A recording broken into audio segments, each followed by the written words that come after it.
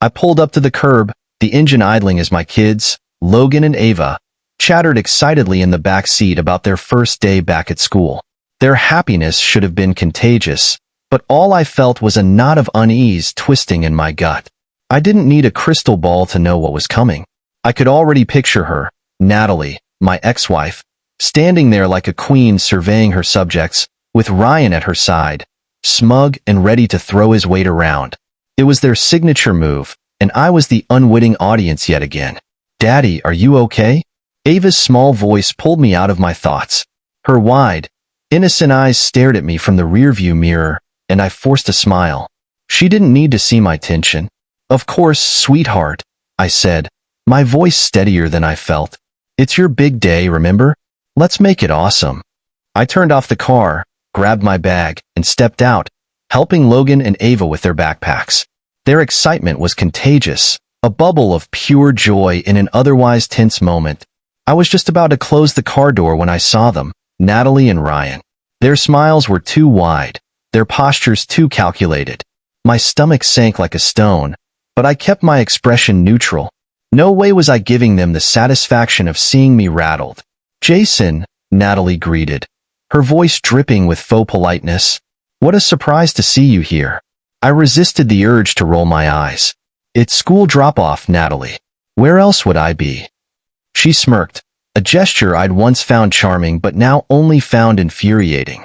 "Well, you know, some parents are late or distracted. I wasn't sure if you'd be on time." It wasn't a dig. It was a missile aimed at my character, one she'd been launching since our divorce. Ryan stood behind her, his arms crossed, his face wearing that self-satisfied smirk he always wore. It screamed, "I got your life now, and you're just a supporting character in mine." "Logan, Ava," Natalie squealed, her voice turning syrupy sweet as she crouched to their level. "Come here, my darlings. Did Daddy make sure you had everything for school?" Logan gave her a polite nod, while Ava glanced at me before stepping forward hesitantly. My daughter was sharp for her age. She sensed things no one else did, and I could tell she didn't like the tone her mom was using. Ryan chuckled, a low, arrogant sound that grated my nerves. "You know, Natalie, it's so nice to see Jason still trying. Even after all this time." "Still trying?" I echoed, my jaw tightening. "What's that supposed to mean?" "Oh, nothing," Natalie said, standing back up and brushing invisible lint from her designer coat. "We're just so proud of how you've managed." Managed? Like my life was a train wreck, they were graciously applauding for staying on the tracks. My fists clenched at my sides, but I forced myself to stay calm. They wanted a reaction, and I wasn't going to give it to them. "Logan, Ava, let's go," I said, my tone firm but kind. I guided my kids away, but of course, they weren't finished. "Jason," Ryan called after me, his voice oozing mockery. "Don't take it so personally. We're all here for the kids, right? No need to make it awkward." I turned back, meeting his smug gaze with a steady one of my own. "Awkward? No, Ryan. Awkward would be me commenting on your parenting, but I won't stoop that low." His smirk faltered for a split second, and I almost smiled. Almost. As I walked my kids toward the school entrance, Logan turned to me. "Why does Mom always act like that?" "She's just being herself," I replied, trying to keep it neutral. He didn't need the ugly truth. Not yet. But as I looked back one last time, I caught the faintest shift in Natalie and Ryan's expressions. Their smug smiles had faltered, replaced by something harder to read. For a second, I wondered if they'd seen through the calm facade I'd worked so hard to maintain. And then it hit me. Maybe they hadn't gotten under my skin as much as they thought. Maybe their cracks were beginning to show. As Logan and Ava skipped ahead, I straightened my shoulders. This wasn't over. Not by a long shot. The knot in my stomach from earlier was still there, but it was morphing into something else as I drove away from the school. Something sharper. Anger. Natalie and Ryan's smugness wasn't new. I'd lived through enough of their theatrics to know their game. But this time, it hit differently. Maybe it was the way they dismissed me in front of Logan and Ava, planting seeds of doubt about me in my kids' minds. Maybe it was Ryan's condescending tone, or Natalie's fake smiles that barely masked her digs. Either way, I wasn't going to let it slide. Not anymore. As I pulled into my driveway and killed the engine, I found myself gripping the steering wheel a little too tightly. My knuckles turned white, and for a moment, I let the frustration wash over me. Natalie had spent years spinning her narrative, painting me as the barely keeping it together ex-husband. Ryan, her loyal audience, played his part perfectly, chiming in just enough to keep the facade intact. But today, as their smirks faltered, I realized something. They were overplaying their hand. I wasn't the man they thought I was anymore. I stepped out of the car and walked into the house, the familiar creak of the front door grounding me. The silence was a stark contrast to the chaos at the school, and for a moment, I just stood there, letting it settle. Then, with a deep breath, I headed to my office. If Natalie and Ryan wanted to play games, it was time for me to stop playing along. I booted up my computer, the faint hum of the machine filling the room as I sat down. This wasn't a moment for blind anger. I needed to be strategic, calm, collected, and prepared. My fingers hovered over the keyboard for a moment before I started typing. I began going through every detail of my business. The numbers, the contracts, the upcoming deals. I wasn't looking for problems. I was looking for solutions. Leverage. Anything to fortify my position. And there it was. The numbers. They didn't just look good. They looked exceptional. Better than even I had realized. In the past 6 months, I'd secured 2 major contracts that were now yielding steady returns. On top of that, an email from my accountant confirmed an upcoming meeting with a potential investor. A meeting that, if successful, would turn everything around. A grin crept onto my face. Maybe Natalie and Ryan had assumed I was still struggling, clinging to the remnants of my post-divorce life.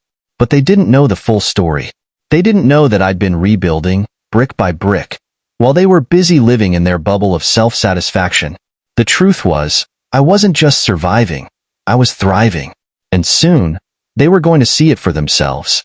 I leaned back in my chair, the pieces of a plan starting to form in my mind. The investor meeting was in 2 weeks, and if it went the way I expected, it would solidify everything. I'd not only save my company, but also position it as a contender in a highly competitive market. That wasn't just a win. It was a statement. A statement that I was far from the managed man Natalie had smugly described. A soft knock on the door broke my focus. "Daddy?" Ava's voice was tentative. I turned to see her standing in the doorway, her backpack still slung over one shoulder. "Ava, what's up? Shouldn't you be at school?" She gave me a sheepish smile. "I forgot my lunch. Mommy said she packed it, but it wasn't in my bag." Of course." I walked over and crouched to her level. "No worries, sweetheart. I'll make you a new one. Let's get you back to school." As I prepared her lunch and drove her back, I thought about the incident at the drop-off line. Natalie's little oversight wasn't a surprise. It was a pattern. A pattern of carelessness masked by her constant need to appear perfect. But perfection was a fragile thing, and the cracks were beginning to show. When we arrived back at school, I caught sight of Natalie and Ryan talking to another couple by the entrance. Their laughter echoed across the lot, but I saw the way Natalie's eyes darted to me as I walked Ava toward her class. She tried to cover it with a smile, but I didn't miss the flicker of discomfort. Good. Let her wonder. Let them both wonder. As I walked back to the car, I felt something I hadn't in a long time. Control. For years, Natalie had dictated the narrative, and I'd let her. But now, I wasn't just reacting to her games, I was creating my own. And this time, I wasn't playing to survive. I was playing to win. The drive back from Ava's school was calm, at least on the surface. The radio hummed quietly in the background, a soothing melody that should have eased my nerves. But my mind was elsewhere, turning over Ryan's smug comment about buying out my company. Buying me out? Was that their big play? The thought made me tighten my grip on the steering wheel.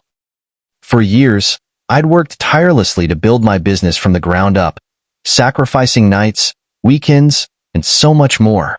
And now, my ex-wife and her glorified sidekick thought they could swoop in and take it all? It was laughable and infuriating, but mostly laughable. When I got home, I headed straight to my office again. If they were serious, I needed to know the specifics. What was their angle? How deep did this go? I logged into my business accounts, scanning through the latest updates, but everything seemed normal at first glance. My contracts were solid, my cash flow was steady, and the investor meeting was set. But Ryan's comment lingered in my mind like a splinter. I leaned back, staring at the ceiling. Then it hit me. This wasn't just about the business. Ryan and Natalie had never hidden their disdain for me. This was personal, a calculated attempt to undermine me, to reduce me to the shadow of the man I'd become. And the worst part? They thought I wouldn't see it coming.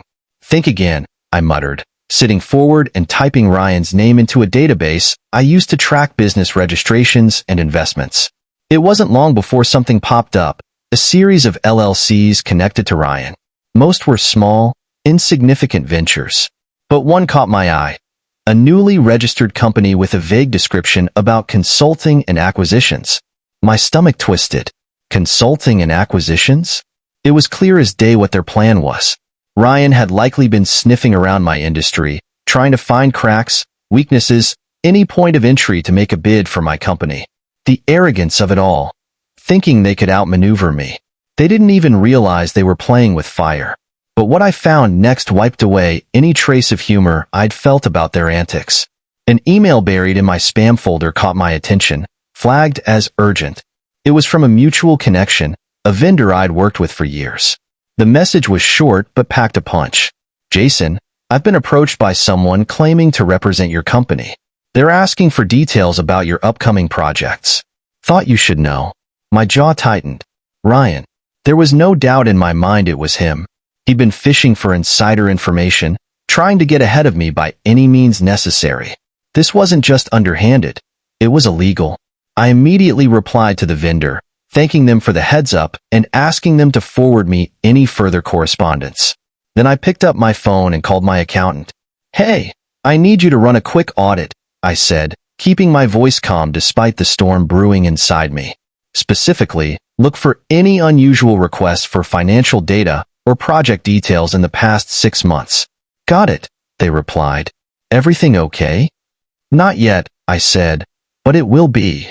The call ended, and I leaned back in my chair, rubbing my temples. So that was their plan. Spread just enough misinformation to make my business look vulnerable, then swoop in with an offer to save it. It was conniving, sure, but also reckless. They'd underestimated me, and I wasn't about to let them off easy. By the time Dean got home, I'd gathered enough evidence to confirm my suspicions. As much as I hated to admit it, Natalie and Ryan weren't just playing games. They were launching an attack. But what they didn't realize was that I'd already begun building my defenses. As I explained the situation to Dean, his usual laid-back demeanor shifted. He listened intently, his brow furrowed. When I finished, he let out a low whistle. So, they're trying to take over your company? Not just the company, I said, my voice hardening. They're trying to discredit me, to make me look weak, like I can't hold it together. Dean's jaw clenched. That's low, even for Natalie. Yeah, well, it's not going to work, I said. They think they've got me cornered, but they don't know what I've got planned. Dean nodded, his hand resting on my shoulder. Whatever you need, I'm here. That simple statement grounded me. For years, I'd fought these battles on my own, but now I had someone in my corner. Someone who believed in me, not the version Natalie had crafted in her stories. The next morning, I made a few calls, starting with my lawyer. I need you to look into something, I said, discreetly. There's a chance someone's been fishing for information on my company. As the wheels began to turn, I felt a sense of clarity. Ryan and Natalie thought they were a step ahead, but they didn't realize they'd tipped their hand too early. Their arrogance had given me the edge I needed, and now, it was my turn to act. By the time I got to the office, my inbox had a message from the accountant.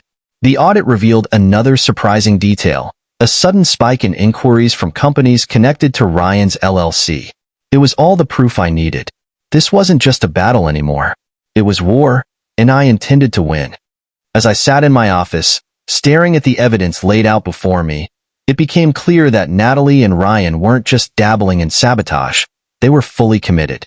Ryan's LLC wasn't just a vanity project. It was a weapon aimed directly at me. I had proof of their attempts to pry into my business and disrupt my partnerships, But that wasn't enough. I needed to turn their tactics against them, to show them that I wasn't the man they thought I was anymore. I leaned back in my chair, tapping a pen against my desk as a plan began to take shape. Natalie and Ryan thought they could exploit my vulnerabilities, but they'd underestimated one crucial detail. I'd spent years rebuilding not just my business, but myself. They were still fighting the old me, the one who used to crumble under Natalie's manipulations. That man was long gone. The first step was securing my position. I couldn't risk Ryan making any more inroads with my business partners, so I started making calls. The conversations were brief but strategic. I reached out to key stakeholders, subtly reinforcing our relationships without tipping my hand. I didn't mention Ryan or Natalie, not yet. For now, I simply reminded them of the value we built together and the opportunities still ahead. By the time I finished the last call, I felt more confident. My foundation was solid. But that was just the beginning. If Ryan wanted to play dirty, I'd show him how it was done. Legally, of course. I called my lawyer again, this time with a more pointed request. I want you to dig into Ryan's LLC, I said. Specifically, I need to know who's backing him and whether there's anything questionable about his dealings. My lawyer didn't miss a beat. Consider it done. Give me a day or two, and I'll have something for you. With that piece in motion, I turned my attention to the investor meeting scheduled for the following week.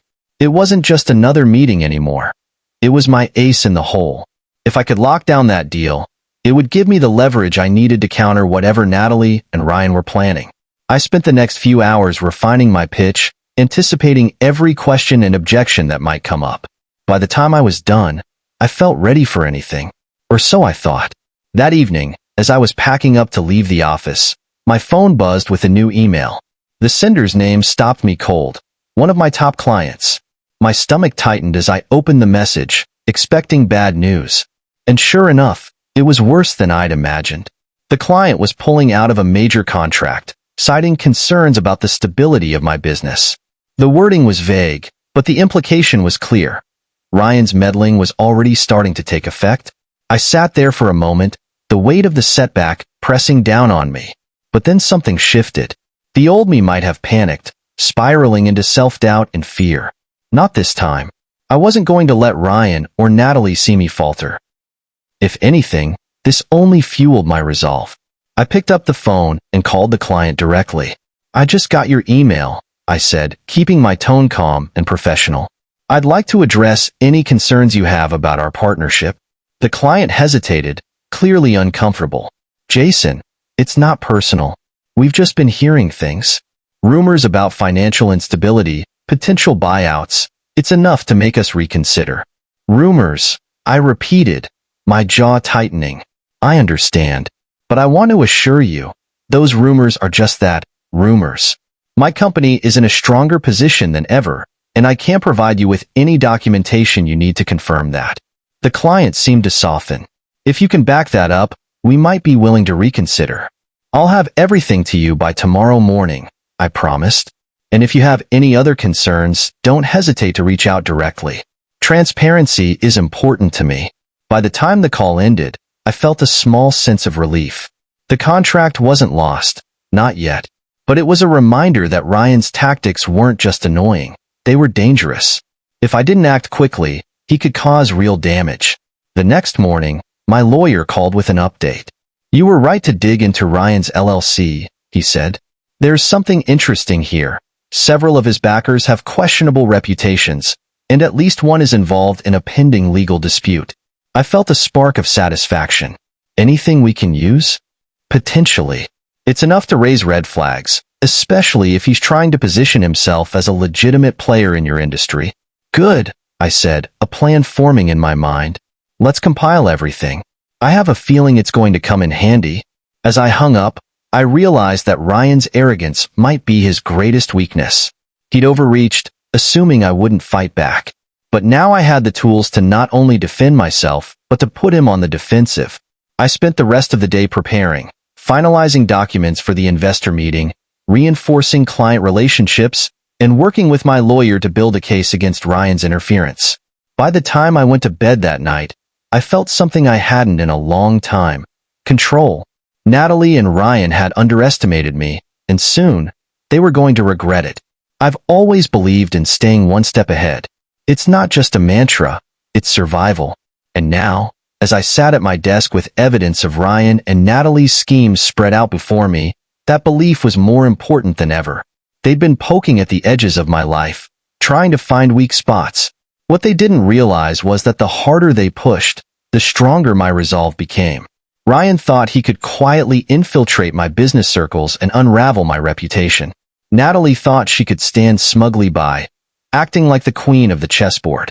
But this wasn't their game anymore. It was mine. The first order of business was solidifying my relationships. Ryan's antics had stirred up doubts among my clients, so I made it my mission to extinguish those flames before they turned into a wildfire. I reached out to each of them, personally. These weren't quick phone calls or emails. I scheduled video meetings, walking them through every detail of my company's financials. I laid out projections, highlighted successes, and answered every question with unflinching honesty. It was exhausting, but it worked. By the time I finished the last meeting, the feedback was unanimous. My clients were back on board. Ryan's whispers weren't enough to sway them once they'd seen the truth. That was one fire extinguished.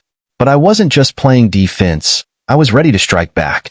I began leveraging my network to quietly gather information about Ryan. He was new to the industry, and his bold moves had ruffled more feathers than he realized. People were talking, and the stories weren't flattering. One connection, a mutual vendor, told me about an unpaid invoice Ryan had conveniently forgotten to settle. Another mentioned an aggressive pitch Ryan had made to one of their clients, promising services he couldn't possibly deliver. The picture was becoming clearer. Ryan wasn't just reckless, he was sloppy.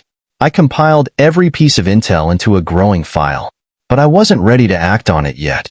Timing was everything, and I needed to wait until I could deliver a blow that would really hurt. While I was busy shoring up my defenses, Ryan was doubling down on his efforts. The next move came in the form of an anonymous article published online. The piece was poorly written, but its intentions were clear. It painted me as a struggling businessman, desperate to keep my company afloat. It hinted at financial instability and cast doubt on my leadership abilities. I could see Ryan's fingerprints all over it. Subtlety wasn't his strong suit. Instead of reacting immediately, I forwarded the article to my lawyer. "We need to trace this," I told him. "Find out who's behind it." He chuckled darkly. "I've already got a few ideas. I'll get back to you." While my lawyer worked on that, I focused on the upcoming investor meeting. If I could secure their backing, it would be the final piece I needed to cement my position. The deal wasn't just about money. It was about sending a message to everyone watching. But as the meeting approached, I couldn't shake the feeling that Ryan wasn't finished. He was like a dog with a bone, unwilling to let go until he'd torn everything apart. That suspicion was confirmed when I received another email, this time from an old colleague. He'd been approached by Ryan, who was fishing for information about my past projects. The audacity was almost impressive. Almost. I responded with a simple message, "Thanks for the heads up. Let me know if he contacts you again." It wasn't much, but it was enough to plant a seed of doubt in Ryan's mind. He wouldn't know who was loyal to me and who wasn't. It was a subtle move, but one that I hoped would make him hesitate. By the end of the week, I felt more prepared than ever. My lawyer had traced the article back to a PR firm Ryan had hired, a firm with a questionable reputation of its own. That was the final nail in the coffin. Ryan thought he was building momentum, but in reality, he was stacking a house of cards. And when it fell, it wouldn't just collapse, it would implode. Before I called it a night, I sat down and wrote an email to my team.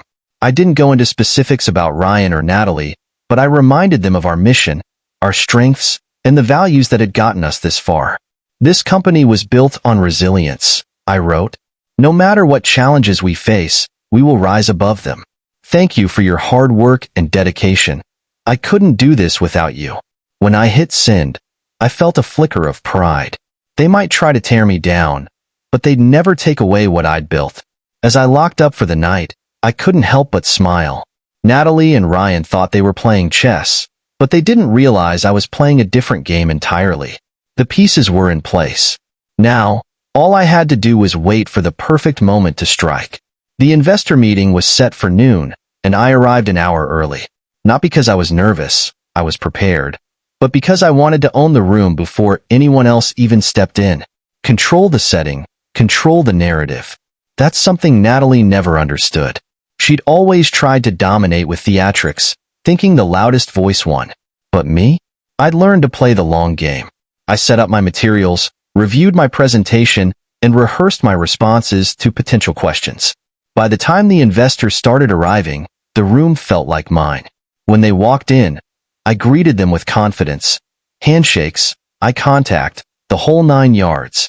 The stakes were high, and I needed them to feel that I wasn't just ready for this deal. I was thriving because of it. "Jason, good to see you." One of them, Mr. Carter, said as he settled into a chair. "Heard some buzz about your company recently. Good things." I smiled, knowing exactly what buzz he was referring to. Ryan's little smear campaign hadn't gone unnoticed, but it had also backfired. The investors weren't just interested, they were curious. People love a good redemption story, and Ryan had unknowingly painted me as the underdog. "Well, Mr. Carter," I replied, my tone measured, "I think you'll find the reality even better than the rumors." The presentation went better than I could have hoped. I walked them through every facet of my business, revenue growth, market projections, and the key partnerships I'd secured. They asked tough questions, but I was ready. By the end, there wasn't a single ounce of doubt left in the room. "Jason," another investor said, leaning forward, "this is impressive. I've seen a lot of pitches, but this feels solid. I'm in."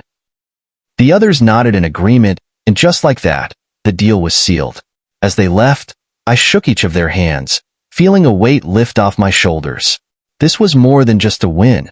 It was validation. But I wasn't done yet. As I left the conference room, my phone buzzed. It was a text from my lawyer. "Got the full details on Ryan. Call me when you're ready." Perfect timing. I stepped outside into the crisp afternoon air and made the call. My lawyer didn't waste time. "Ryan's LLC is a disaster," he said. "He's taken on more debt than he can handle, and his backers are starting to pull out. He's also made some legal missteps, nothing major yet, but enough to damage his credibility if it gets out." "Exactly what I needed to hear," I said, already forming a plan.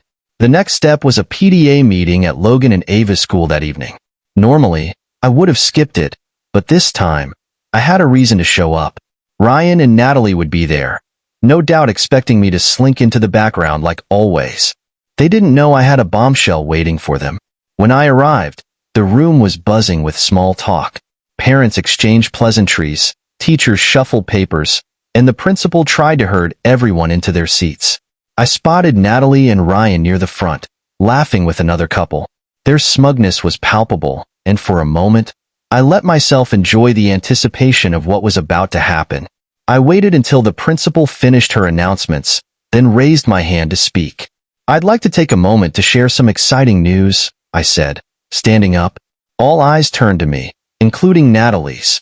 Her smile faltered slightly, but she quickly recovered, glancing at Ryan. "I recently closed a major investment deal for my company," I continued, keeping my tone steady and confident. "It's a partnership that not only secures our future, but positions us for significant growth in the coming years." There was polite applause, but the real reaction was in Natalie and Ryan's faces. Natalie's smile froze, her eyes darting to Ryan for reassurance. Ryan, meanwhile, looked like he'd swallowed a lemon. "But that's not all," I added, my gaze locking onto Ryan. "I'd also like to address some rumors that have been circulating, claims about my company's stability and leadership. Let me be clear, those rumors are false. The numbers speak for themselves, and the support of my investors only reinforces that." The room was silent, and I could feel the tension radiating from Natalie and Ryan. They were cornered, and they knew it. After the meeting, as people filed out, Natalie approached me. Her usual composure was slipping. "Jason," she began, her voice forced. "That's great news about your company." "Really?" "Thanks, Natalie," I said, my tone polite but firm. "It's amazing what you can achieve when you stay focused on the truth." Her smile wavered, and she stepped back. Ryan didn't even bother approaching me. He was too busy pretending to check his phone, avoiding eye contact. As I walked to my car, I couldn't help but smile. The bombshell had landed, and the fallout was only just beginning. Ryan and Natalie had played their hand, but now the tables were turning, and I wasn't done yet. By the next morning, the ripple effects of my announcement at the PDA meeting had begun to spread. Word traveled fast in our shared circles, and the buzz wasn't just about my new investor deal. It was about how I'd effectively shut down the rumors Ryan and Natalie had been trying to spread. It wasn't a win they could ignore, and I knew it wouldn't be long before they tried to counter. Sure enough, my phone buzzed just after lunch. It was a text from Natalie. "Jason, can we talk? It's important." I stared at the message for a moment, debating whether to respond. Natalie rarely initiated contact unless she had an angle, and I had no intention of playing into her hands. After a few seconds, I typed back a curt reply, "Busy. What's this about?" Her response came quickly. "Ryan mentioned something about business conflicts. I think we should clear the air before things get messy." Messy? That was rich, coming from her. They were the ones who tried to sabotage me, and now she was acting like the voice of reason. Still, her sudden concern piqued my curiosity. I decided to humor her, if only to see what she was angling for. We agreed to meet later that evening at a neutral spot, a small coffee shop downtown. I arrived early, finding a corner table where I could observe the room. When Natalie walked in, she was dressed to impress, as usual, her heels clicking against the tiled floor. But there was something different about her demeanor. Less confidence, more tension. "Jason," she said, sliding into the seat across from me. "Thanks for meeting me." I nodded, keeping my expression neutral. "What's this about, Natalie?" She hesitated, glancing around as if to make sure no one was listening. "Look, I know things have been tense lately. Ryan might have overstepped, and I don't want it to escalate." "Overstepped?" I repeated, my tone even. "Natalie, he didn't just overstep. He tried to undermine my business, spread false rumors, and poach my clients. That's not overstepping. It's deliberate sabotage." Her face flushed, but she quickly composed herself. "Ryan can be impulsive. He thought he was helping us secure opportunities. It wasn't personal." "Not personal?" I leaned forward, my voice steady but firm. "He used my name, my reputation, to push his agenda. It doesn't get more personal than that." Natalie fidgeted with her coffee cup, avoiding my gaze. For a moment, I thought she might actually apologize, but instead, she switched tactics. "Look, I didn't know the full extent of what he was doing. I swear. But if you're willing to let this go, I'll make sure he backs off." I almost laughed. "Let it go? Natalie, I'm not the one who started this. But I can promise you this. I'm going to finish it." Her eyes narrowed, the tension between us thickening. "What's that supposed to mean?" "It means I'm done playing defense," I said, my voice cool. "You and Ryan made a mistake thinking I'd just roll over. I've already gathered enough evidence to prove his interference, and if you keep pushing, I won't hesitate to take it public." Natalie's jaw tightened, and for the first time, I saw real fear in her eyes. "Jason, think about the kids. Do you really want to drag this out?" "The kids," I said sharply, "are the only reason I'm not dragging you both through the mud already. But don't mistake my restraint for weakness." The conversation ended soon after, with Natalie storming out of the coffee shop. I stayed behind for a few minutes, finishing my drink and letting the adrenaline settle. She'd come expecting to manipulate me, to talk her way out of the mess she and Ryan had created. Instead, she'd walked away empty-handed. But this wasn't just about Natalie anymore. Ryan was the real problem, and I had no intention of giving him the same courtesy. That night, I called my lawyer. "Alex," I said, my tone resolute, "it's time. I want to move forward with exposing Ryan's actions." Alex didn't hesitate. "I've already drafted the initial documents. We'll start by alerting his backers and business partners about his unethical practices. Once that's in motion, we can escalate if necessary." "Perfect," I said. "Let's make sure this sticks." Over the next few days, Alex and I worked tirelessly to execute our plan. We reached out to Ryan's backers, providing them with evidence of his shady dealings and legal missteps. The response was immediate. Several of them pulled their support, citing concerns about his credibility. Meanwhile, I reached out to key figures in our shared network, quietly sharing the truth about Ryan's attempts to sabotage me. It didn't take long for the word to spread. His reputation, once bolstered by Natalie's influence, was quickly unraveling. Then came the icing on the cake. At a business event later that week, I ran into Ryan himself. He tried to act casual, greeting me with a forced smile, but the tension in his posture gave him away. "Jason," he said, extending a hand. "Good to see you." I didn't take it. "Ryan," I replied, my voice steady. "How's business?" His smile faltered, but he quickly recovered. "Busy as always." "Good to hear," I said. "Though I imagine it's harder to stay busy without certain backers, isn't it?" The color drained from his face, and for a moment, he just stood there, speechless. Then, without another word, he turned and walked away. As I watched him leave, a sense of satisfaction settled over me. The tables had turned, and for the first time in years, I felt like I was in control. Ryan and Natalie had underestimated me, and now they were paying the price. But this wasn't the end. Not yet. The silence was the first thing I noticed. The calls, the emails, the constant whispers that had been buzzing around my business just stopped. At first, I thought it was the calm before another storm, but the truth was simpler. Ryan's world was starting to collapse. Word of his shady dealings had spread like wildfire. Alex had executed the plan flawlessly, delivering the damning evidence to Ryan's backers, partners, and even his prospective clients. One by one, they started distancing themselves. At first, it was subtle, quiet withdrawals of support, a few canceled meetings. Then it turned public. A major backer issued a statement about re-evaluating their relationship with Ryan's LLC, which was business speak for "we're out." I didn't gloat. Okay, maybe I did a little, quietly, to myself, but outwardly, I kept things professional. This wasn't about rubbing it in Ryan's face. It was about showing everyone, including Natalie, that I wasn't the pushover they thought I was. By midweek, my phone rang, and I wasn't surprised to see Natalie's name on the screen.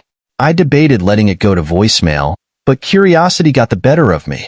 I answered, keeping my tone neutral. "Natalie." There was a pause, just long enough for me to hear her unease. "Jason," she began, her voice lacking its usual confidence. "We need to talk." "About?" Another pause. "About Ryan." I almost laughed. Of course, it was about Ryan. She wasn't calling to apologize or make amends. She was calling to clean up the mess she'd helped create. "I'm listening," I said, leaning back in my chair. "He's struggling," she admitted. The words clearly difficult for her to say. The rumors, the loss of support, it's all hitting him hard. "And this concerns me how?" I asked, keeping my voice steady. She sighed. "Jason, I know you're angry." "Angry?" I interrupted, my tone sharp. "Natalie, angry doesn't even begin to cover it. Your husband tried to destroy my career, my reputation. He put my business, my livelihood, at risk. And now that it's backfiring, you expect me to care about how it's affecting him?" Her silence spoke volumes. Finally, she said, "I didn't know it would go this far." I couldn't help but scoff. "You didn't know? Natalie, you stood by and let him attack me, and now you're surprised there are consequences?"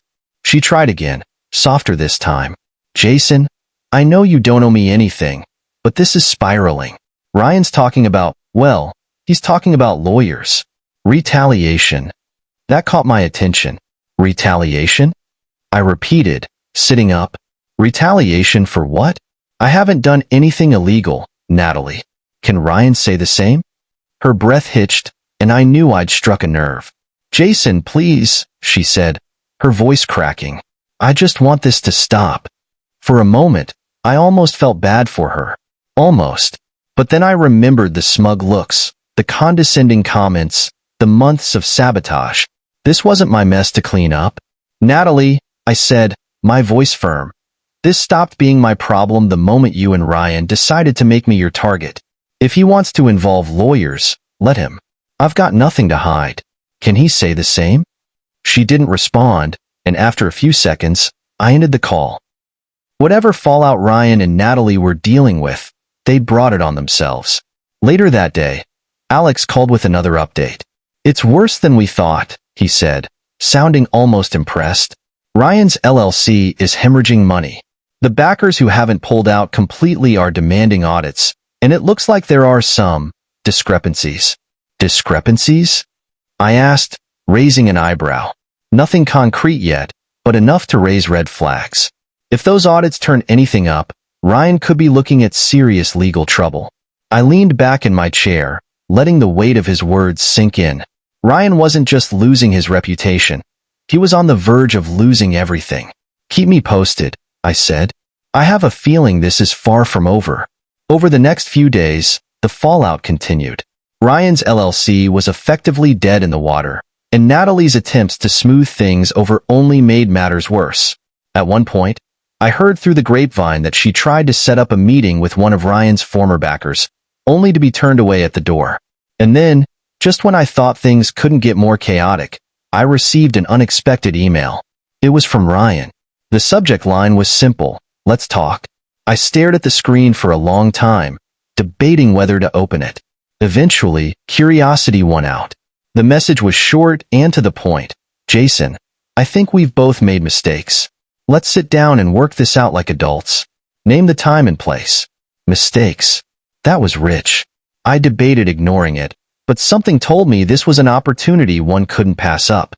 Ryan had been cornered, and now he wanted to talk.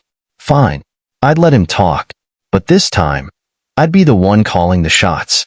When I agreed to meet Ryan, I made sure it was on my terms. A neutral location, no lawyers, no Natalie. Just the two of us, face to face. If he thought he could bluff his way out of this, he was about to learn just how much the tables had turned. We met at a quiet restaurant downtown, one I'd picked specifically because it didn't suit Ryan's usual flair for drama. When I arrived, he was already there, sitting stiffly in a corner booth. He looked different. His usually confident posture slouched, his suit wrinkled in a way that screamed desperation.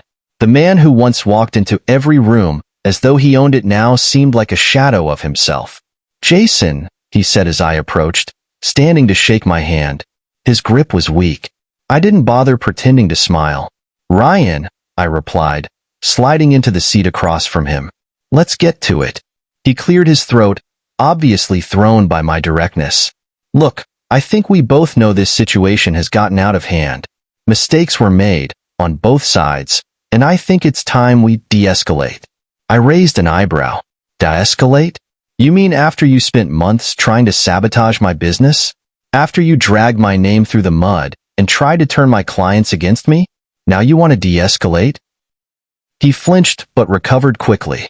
"Jason, come on. You've made your point. The investors have pulled out, my backers are gone, and my LLC is dead in the water. I get it. You've won." There it was, the admission I'd been waiting for. "This isn't about winning, Ryan," I said, my tone cold. "This is about accountability. You didn't just come after me. You came after my livelihood, my family. You thought you could ruin me, and now you're asking for a truce? You're lucky I haven't taken this to court." His jaw tightened, and for a moment, the old Ryan resurfaced, the arrogant, conniving man who thought he could outsmart anyone. But it was fleeting. He knew he didn't have the upper hand anymore. "What do you want?" he asked, his voice strained. "I want you to own up to what you've done," I said. "Publicly.